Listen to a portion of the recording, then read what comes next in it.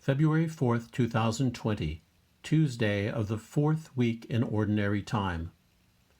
A reading from the second book of Samuel. Absalom unexpectedly came up against David's servants. He was mounted on a mule, and as the mule passed under the branches of a large terebinth, his hair caught fast in the tree. He hung between heaven and earth while the mule he had been riding ran off. Someone saw this and reported to Joab that he had seen Absalom hanging from a terebinth. And taking 3 pikes in hand, he thrust for the heart of Absalom, still hanging from the tree alive. Now David was sitting between the 2 gates, and a lookout went up to the roof of the gate above the city wall, where he looked about and saw a man running all alone. The lookout shouted to inform the king, who said, "If he is alone, he has good news to report." The king said, "Step aside and remain in attendance here." So he stepped aside and remained there. When the Cushite messenger came in, he said, "Let my lord the king receive the good news that this day the Lord has taken your part, freeing you from the grasp of all who rebelled against you." But the king asked the Cushite, "Is young Absalom safe?" The Cushite replied, "May the enemies of my lord the king and all who rebel against you with evil intent be as that young man."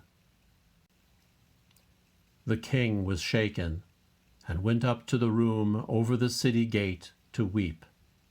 He said as he wept, "My son Absalom, my son Absalom, if only I had died instead of you, Absalom, my son, my son." Joab was told that the king was weeping and mourning for Absalom, and that day's victory was turned into mourning for the whole army when they heard that the king was grieving for his son. The word of the Lord. Listen, Lord, and answer me. Incline your ear, O Lord, answer me, for I am afflicted and poor. Keep my life, for I am devoted to you. Save your servant who trusts in you. You are my God. Listen, Lord, and answer me. Have mercy on me, O Lord, for to you I call all the day. Gladden the soul of your servant, for to you, O Lord, I lift up my soul. Listen, Lord, and answer me.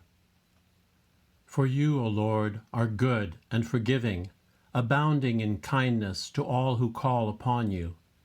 Hearken, O Lord, to my prayer, and attend to the sound of my pleading. Listen, Lord, and answer me. Alleluia, alleluia. Christ took away our infirmities and bore our diseases. Alleluia, alleluia. The Gospel according to Mark. When Jesus had crossed again in the boat to the other side, a large crowd gathered around him, and he stayed close to the sea. One of the synagogue officials, named Jairus, came forward. Seeing him, he fell at his feet and pleaded earnestly with him, saying, "My daughter is at the point of death. Please, come lay your hands on her, that she may get well and live." He went off with him, and a large crowd followed him. There was a woman afflicted with hemorrhages for 12 years. She had suffered greatly at the hands of many doctors, and had spent all that she had. Yet she was not helped, but only grew worse. She had heard about Jesus and came up behind him in the crowd and touched his cloak. She said, "If I but touch his clothes, I shall be cured." Immediately her flow of blood dried up. She felt in her body that she was healed of her affliction. Jesus, aware at once that power had gone out from him, turned around in the crowd and asked, "Who has touched my clothes?" But his disciples said to him, You see how the crowd is pressing upon you, and yet you ask, 'Who touched me?'" And he looked around to see who had done it. The woman, realizing what had happened to her, approached in fear and trembling. She fell down before Jesus and told him the whole truth. He said to her, "Daughter, your faith has saved you. Go in peace and be cured of your affliction." While he was still speaking, people from the synagogue official's house arrived and said, "Your daughter has died. Why trouble the teacher any longer?" Disregarding the message that was reported, Jesus said to the synagogue official, "Do not be afraid. Just have faith." He did not allow anyone to accompany him inside except Peter, James, and John, the brother of James. When they arrived at the house of the synagogue official, he caught sight of a commotion, people weeping and wailing loudly. So he went in and said to them, "Why this commotion and weeping? The child is not dead, but asleep." And they ridiculed him. Then he put them all out. He took along the child's father and mother and those who were with him, and entered the room where the child was.